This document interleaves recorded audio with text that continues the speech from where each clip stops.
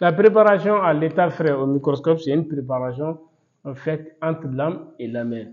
Bienvenue dans cette vidéo, on va vous expliquer et vous montrer comment on calcule la quantité qu'on doit mettre entre lame et lamelle. Parce que les lames et les lamelles n'ont pas les mêmes dimensions, surtout les lamelles. En fonction des lamelles, quelle quantité il faut mettre entre la lame et la lamelle pour éviter que ça se déborde. Parce que quand ça se déborde, vous allez voir que ça va retomber sur la platine et vous pouvez vous faire contaminer lorsque vous manipulez des produits très dangereux, n'est-ce pas? Alors, nous allons passer vous montrer ici comment on calcule en fonction de des dimensions et de la surface de la lamelle, quelle quantité vous devrez mettre entre la lame et la lamelle. On sait que généralement, on dépose seulement une goutte, n'est-ce pas? Et vous allez voir qu'il y a des lamelles de 18-18, des lamelles de 22-22 et des lamelles de 24-24 mm. Maintenant, il faut savoir qu'en fonction de la surface de ces lamelles, on ne peut pas utiliser la même quantité. Sinon, il y a des lamelles qui vont flotter au-dessus de la lame, n'est-ce pas? Et lorsque vous posez ça sur la platine, le contenu pourrait se déverser sur la platine. Lorsque vous allez venir entretenir les microscopes, cela pourrait vous contaminer. Alors, on va passer ici, vous montrer comment on doit calculer les volumes qu'on doit mettre entre lame et la lamelle. Si on a déjà on va commencer d'abord par les dimensions ici. Vous regardez ici, la lamelle est de 22 mm, n'est-ce pas? Alors, on va prendre une feuille ici. On va commencer à écrire. Maintenant, ce qu'il faut calculer, on va prendre d'abord la formule, n'est-ce pas?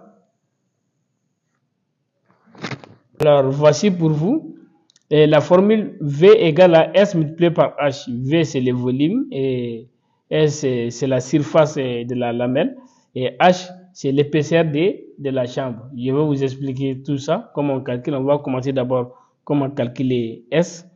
S est obtenu comme ça, vous voyez. Je vous ai dit qu'on utilise la lamelle de 22-22, n'est-ce pas? Ici, 22 mm multiplié par 22 mm. Ce qui va nous donner 484 mm carrés, n'est-ce pas? Voici comment on a calculé la surface de la lamelle. Maintenant, comment on calcule H qui est l'épaisseur? On dit généralement l'épaisseur des lamelles varie entre 10 à 20 micromètres, n'est-ce pas? On prend toujours la moyenne qui est 15 micromètres, n'est-ce pas? Lorsqu'on applique la formule ici, il faudra qu'on convertisse les micromètres là en millimètres, n'est-ce pas? C'est là qui va nous donner 0,015 mm. Alors, on va calculer les volumes. On a eu S, c'est égal à S multiplié par H, n'est-ce pas? On a eu 484 mm carrés multiplié par 0,15 mm, n'est-ce pas? C'est ça qui va nous donner aux environs de 7,26 mm cubes, n'est-ce pas? Alors, voici le volume. Alors, pour calculer ces volumes-là, on sait déjà que 1 mm cube donne 1 microlitre, n'est-ce pas? Alors, on va avoir directement 7,26 microlitres. Alors, vous devrez utiliser chaque fois 7,26 microlitres lorsque vous utilisez les lames qui ont des surfaces de 22-22, n'est-ce pas? Voici comment il faut calculer les volumes qu'il faut mettre entre la lame et la lamelle en fonction de l'épaisseur de la lame, de la lamelle et de la surface de la lamelle. D'accord? Vous avez vu maintenant comment on calcule la quantité qu'on doit mettre entre lame et lamelle en fonction de la surface de la lamelle et de l'épaisseur de la chambre, n'est-ce pas? La surface de la lamelle, vous allez voir, c'est déjà écrit ici. Ici, on a utilisé par un exemple 22 mm, n'est-ce pas? Quand vous calculez ça, ça vous donne 484 mm carrés. Et en fonction de l'épaisseur de la chambre, on vous a dit que généralement ça varie entre 10 et 15 et 10 et 20 micromètres, n'est-ce pas? Et on prend généralement la moyenne qui est de 15. Alors on sera obligé de convertir les micromètres là en millimètres.